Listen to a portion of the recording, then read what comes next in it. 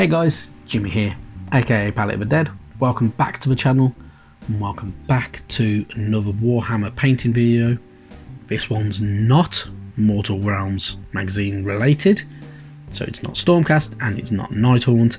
It is instead one of the Ogor Gutbusters, and it is just basically a quick painting flesh tutorial.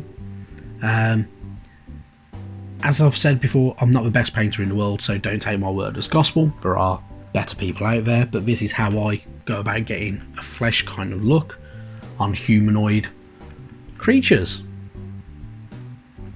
So to start off with, I've got a base coat of Mechanica Standard Grey covering the entire model, and then what I'm doing is I'm adding a layer of Kislev flesh all over the fleshy parts of a model. If you wanted to, you could use Bugman's Glow, or you can use Cadian flesh or something like that, or other flesh tones from other paint ranges. It doesn't matter, the idea is generally just the same. Once you've applied one or two coats of that, get yourself some Reikland flesh shade and draw that over the model. So as you can see, I put a big massive splodge on the back and then just used that to spread around, getting into all the little recesses of creases, folds and everywhere else on the model to get into them little gaps and recesses.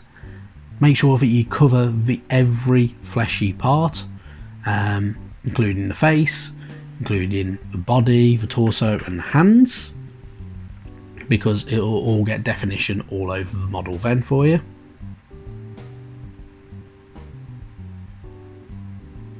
Then once that's dry, all I did then was I applied another layer of Kislev flesh, just avoiding them recesses, so it kind of filters out and kind of smoothly applies all over the main fleshy areas.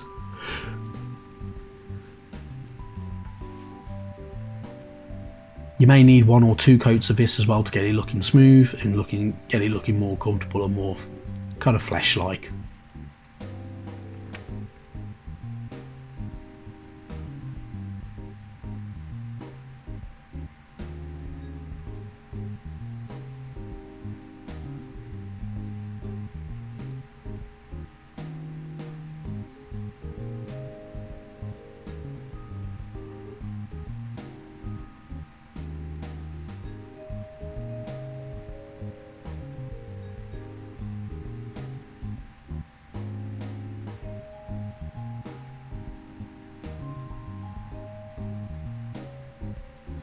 Once all that's dry, what I did was I went over some of the raised areas and the folds and creases of flesh in certain areas to highlight with some flayed one flesh. Just makes certain areas stand out a little tiny bit more. Don't need to go overboard too much with it, because the Reikland flesh shade provides enough depth that it's not needed to go over every inch of a model with the flayed one flesh as well.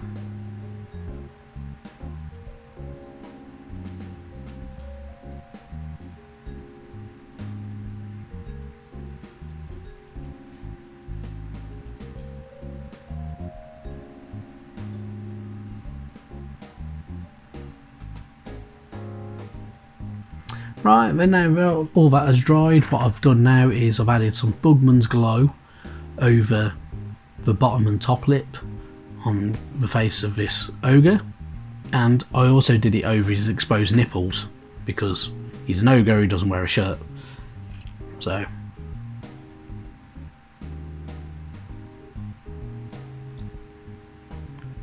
cool. And once all that was dry, what I moved on to, we're using some Abaddon Black. I've created the tattoo look on his chest. You can do what you want with this, you don't have to add a tattoo. I just thought I'd give it a bit of a tinker and play around with it and try to do something ever so slightly that would fit in with more tribes.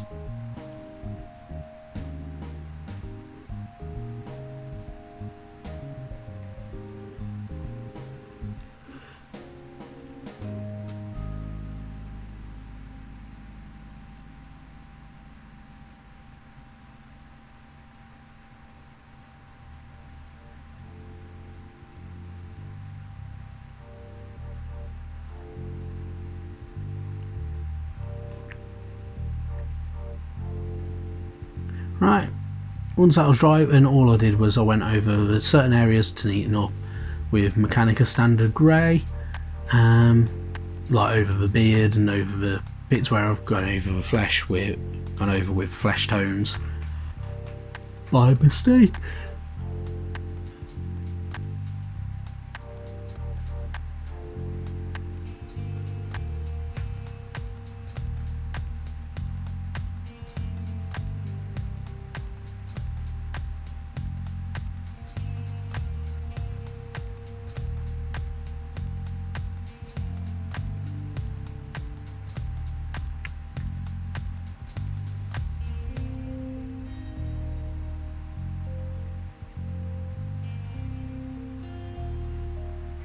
Cool. And then what I've done is I've added some Corax white into the eyes to make them kind of look a little bit more alive, with a dot of Abaddon black in the middle once the Corax white had dried out, just to give it a look of the pupil of the eye. And then what I've done is I've used a Shabty bone on the teeth and on the fingernails. This would kind of gives it a kind of more of a natural look and a bit of a difference between the actual flesh and the skin compared to the actual nails and teeth. Helps them stand out a little bit more.